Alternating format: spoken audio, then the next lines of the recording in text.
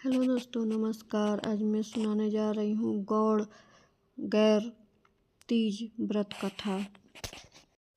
गौड़ गैर की पौराणिक कथा के अनुसार एक बार भगवान शंकर तथा पार्वती नारद जी के साथ भ्रमण करने को निकल गए। चलते चलते वे चैत्र शुक्ल तिथि के दिन एक गांव में पहुंच गए। उनके आवागमन का समाचार सुनकर गांव वालों की सृष्टि कुल स्त्री उनके स्वागत के लिए स्वादिष्ट भोजन बनाने लग गई। भोजन बनाते बनाते उन्हें काफ़ी विलम्ब हो गया, किंतु साधारण कुल की स्त्रियां श्रेष्ठ कुल की स्त्रियों से पहले ही थालियों में जल्दी और हल्दी तथा अक्षत लेकर पूजन हेतु पहुंच गईं। पार्वती जी ने उनके पूजन भाव से को स्वीकार करके सदा सुहागन रस उन पर छिड़क दिया। वे अटल सुहागन प्राप्ति का वरदान पाकर लौटी। पश्चात उन कुल की स्त्रियों में अनेक प्रकार के पकवान लेकर गौरी जी और शंकर जी की पूजन करने पहुँचे। सोना चांदी से निर्मित उनके थालियों में विभिन्न प्रकार के पदार्थ थे।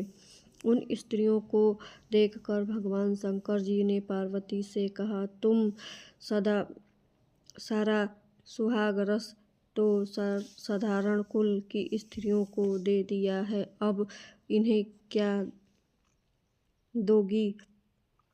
पार्वती जी ने उत्तर दिया, प्राणनाथ, आप इसकी चिंता न करें।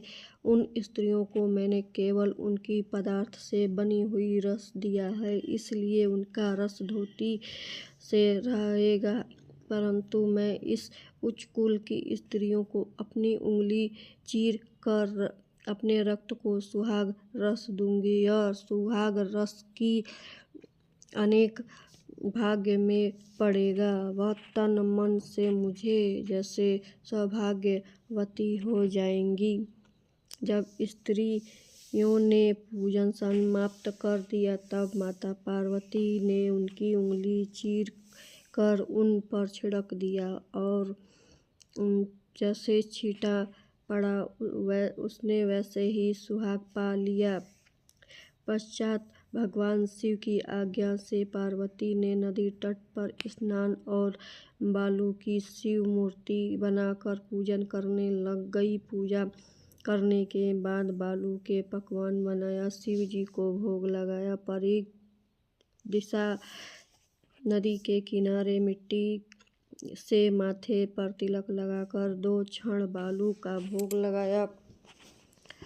जब वह लौट कर आए तो महादेव जी ने उन्हें देर से आने का कारण पूछा। उत्तर में पार्वती ने झूठ ही कह दिया कि वह मेरे भाई और भवाज आदि मायके वाले मिल गए थे, इसीलिए देर हो गई। परंतु महादेव ने तो ही महादेव थे, वे कुछ उनसे पूछना चाहा तो पार्वती ने नदी पर तट का पूजन करके किसी चीज का भोग लगाया और स्वयं कौन प्रसाद खाया था। दोस्तों, यह वीडियो पसंद आए तो प्लीज़ लाइक शेयर जरूर करिएगा। धन्यवाद।